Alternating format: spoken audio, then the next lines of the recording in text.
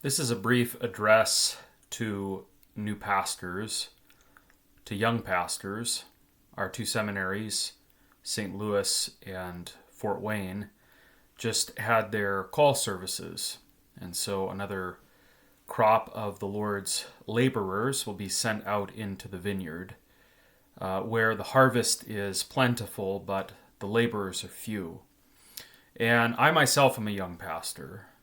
I've only been in the parish coming up on 9 years.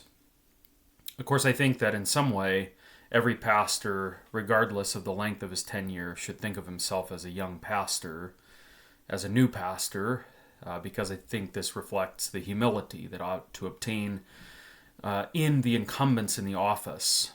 As Paul says, we're not sufficient for these things, and our sufficiency is from Christ, that we, as he says of himself, and Apollos are nothing, that we have these treasures, the glories of God, as in jars of clay, so that the surpassing glory may belong to God alone.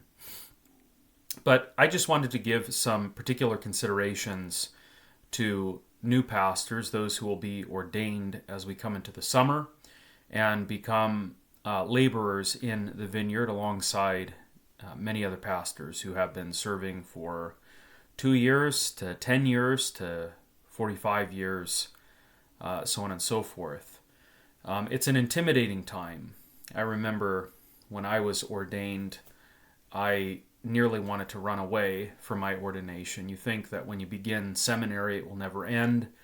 And then when it does end, you think, I wish that I could have more time. You begin to feel the weight of your insufficiency.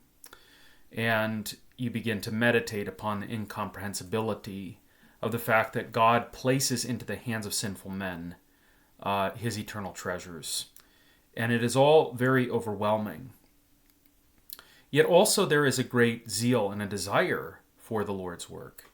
I one time preached a sermon, maybe within my first or second year as a new pastor, reflecting on that image, I think in Malachi, when he describes the righteous as springing forth from the stall as a new calf. And I said, this is often a fitting image for new pastors. They leap from the stall. But one of the inadvertent things that may happen as a calf leaps from the stall is that they knock over people as they come out the chute. And this is often the case with new pastors. There is a zeal, so to say, and a desire for what is right and good and true in accord with the ideals and our theological confession, which you have been instructed in for the last 4 years to include your vicarage year.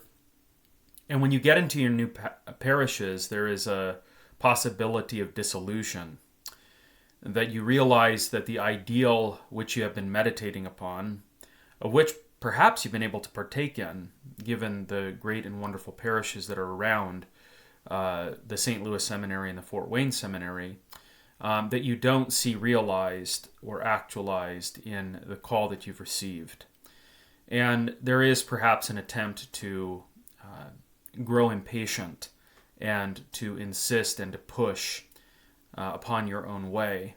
And my first remark to you by way of admonition or encouragement is, learn, as Solomon says in the book of Proverbs, to rule over your own spirit.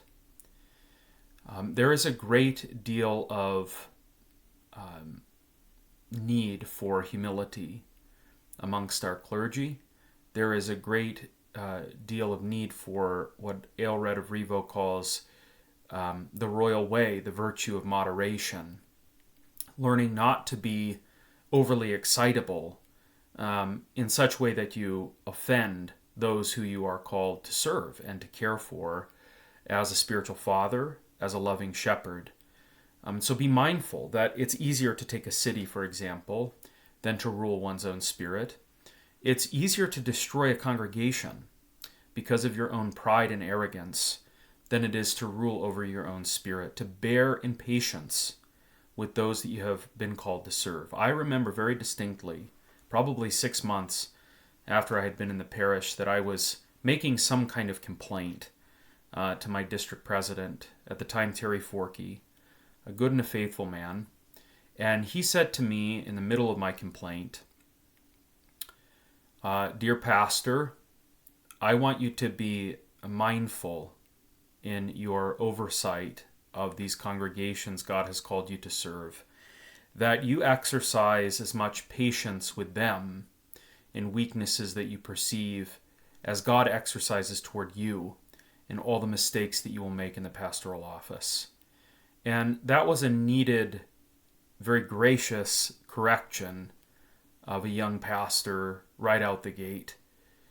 Because again, pride can swell. You think you've been thoroughly instructed and that you know the faith, and you, in love for Christ, want other people to come along with you in those things in which you have been instructed. And you may find that your context doesn't lead to that outcome.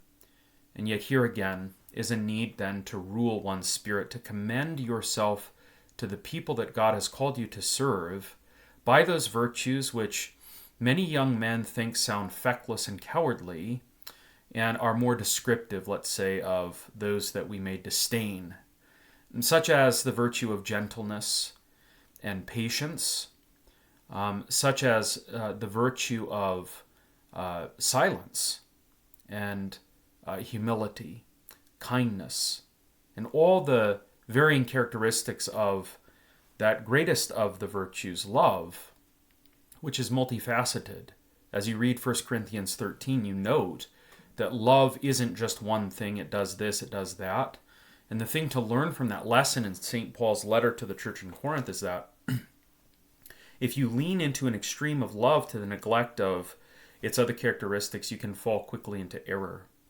So you shouldn't be kind to the neglect of loving the truth. But you also shouldn't love the truth to the neglect of being kind. Otherwise you become a resounding gong and a clanging cymbal, one that no one will listen to. And in some ways it's hard to blame them when pastors have no ability to bear with the people. There's a good section in the Apology of the Augsburg Confession. I don't have it with me at hand, but I'll put it in the description of the video, in which Melanchthon talks about how that harmony is to be preserved in the local parish and in all estates, really. And one of the things he comes back to again and again and again is bearing with other people's weaknesses, what he calls levia errata, the lighter errors that we may come up against. And that's true not only for the pastor and his oversight of the congregation, but likewise also the congregation in their reception of a new pastor.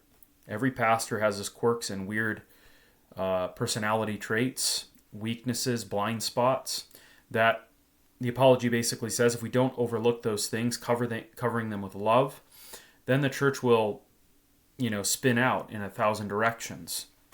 People will search out other teachers, or you might have some other kind of acrimonious dissolution of a congregation with a pastor either being removed, a pastor resigning his call, or whatever the case may be. So be patient and kind. Maybe a second consideration, although I'm not sure exactly what this list is, but don't complain about your congregation at your circuit meetings.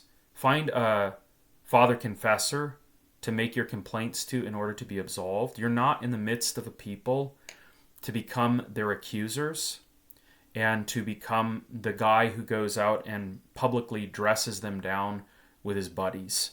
There's a great book about marriage by V.S. Grieger, He Her Honor, She His Glory. And one of the things he says about the husband in imitation of Christ is that Christ never accuses his bride. He speaks words of blessing upon her. That is to say, he doesn't accuse her to other people. The law may accuse, right? But Christ doesn't go and speak ill words about his bride, so a husband shouldn't do that with his or against his wife, nor really is it becoming of a pastor to do that in relation to his people. Every pastor has done this, right? But we ought not to do it. We ought to give every occasion to the kindest explanation and the best construction on the things that we find in the parish that we may not prefer. Another consideration is don't pastor your congregations as though your fellow seminary students are watching you. Again, there is this kind of idealistic way, and it's impossible, I suppose, to get away from, but at the seminary where you think, well, this is how it should be, and I have an idea in mind, and we all agree together that this is how it should be. And then you get in the parish, and you find it isn't that way, and some guys will begin to pastor their congregations as though their seminary classmates are there with scorecards. You have to forget all about that. The time for that kind of, let's say, healthy rivalry and debate is over. You're there to serve, to give your life, not as a ransom, because you can't do that, Christ has done it, but to give your life for the sake of your people. You're not there under the gaze of other students. They have their own parishes now to worry about as you do. So you care for your people, not, again, under the imaginary gaze of your fellow students, but under the hand and the mercy of God. You're there as his steward, as his ambassador, God making his appeal through you to a people that have been established in a place. And that's another consideration too. You're coming to your congregation as a resident alien, as the guy who is not from there. And there does, take some time of adjustment, right? It's like getting a new pair of pants or a new pair of shoes. You just have to get into them. You have to wear them. You have to be comfortable with the discomfort in the adjustment period. And then things begin to meld. That is under the condition that a pastor is doing those things that accord with the pastoral vocation, loving his people, caring for them, teaching them, overseeing them not under compulsion, not to chide them, not for the sake of filthy lucre, all these things that you heard from your seminary presidents when they gave the charge as you enter into the office of the ministry. The other thing also to recall and to remember is that you're in the office of Christ, that the Lord Jesus is caring for his under-shepherds. Read his word. Trust in his mercy for your sake. Be fed on that which you must feed to the people. Establish an order of prayer and an order for reading the Bible. And make spiritual friends with the fathers of our faith, your Lutheran theologians, but likewise also others. I may recommend one of my favorites from the medieval period, a lesser-known name, but a contemporary of Bernard of Clairvaux, and that is, as I've already mentioned, Aelred of Rievaulx. This is a book that every new pastor ought to buy for your own people.